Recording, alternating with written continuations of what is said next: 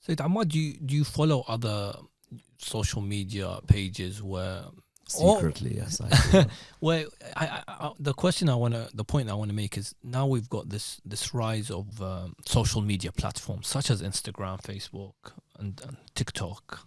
I don't have an account on TikTok, but with the rise of these accounts, we've seen vloggers, influencers, even in our communities, hijabi influencers, Muslim hijabi influencers who have millions of followers, some of them. And then with regards, for example, to someone like a hijabi influencer, I don't know the names, but I remember there was this sister that was a hijabi. She was an influencer. I don't know how many million followers, and all of a sudden she takes her hijab. Is there a danger, first of all, of such rise of influencers? Yes, I don't tend to look at these things negatively.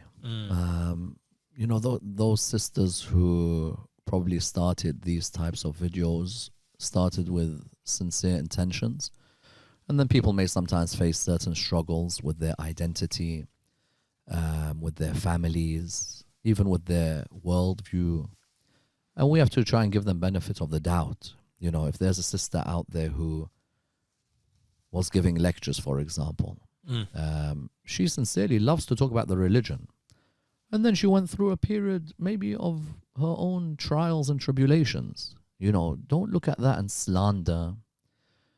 Rather try and find a way in which we're able to talk to the sister. Maybe she's reached the conclusion that she doesn't need to do some of these things. Maybe she's found literature where she feels that it differs from what the mainstream is. And yes, there might be people who look at these and are influenced by them. That could happen. But I always try and say give benefit of the doubt to the people involved in these things. Sayed, I won't go into a lot of details, but there's a sister from our community. Yes. Probably went to the same mosques that we did, grew up in the same mosque that we did. Probably got now 100 or 100,000 plus followers on different platforms, social media platforms, and hijabi. And she's, for example, starting a halal dating site. She's giving advice on halal dating. She's a halal dating guru. Isn't there a danger of such people? People might say, this person is influencing my daughter.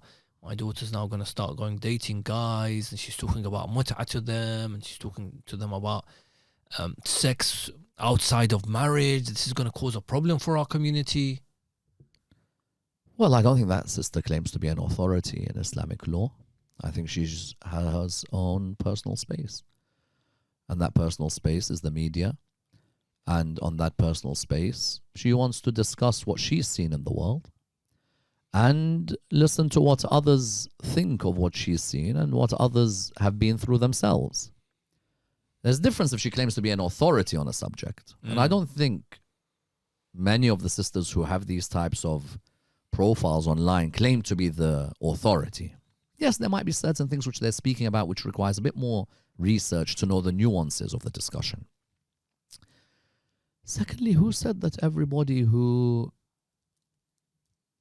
is in my field is necessarily a good influence? There are people in my field who only do it because they're high school dropouts. There are some in my field who literally don't believe a word that they say when they give lectures. But they're more interested in getting followers, getting subscribers, making it a business. So let's look at both sides. Sometimes people are pointing at the dangers of a sister in our community because they want to slag her off, and they find it easy to slag her off, not knowing what that sister's been through in her life, trials, tribulations, difficulties. And yet when somebody who looks supposedly a lot more religious and speaks with a lot more authority does something wrong, no, you can't say anything. We can't say anything. Well, that person is an authority in the subject and is messing up in the way that they behave. And I've seen people in my field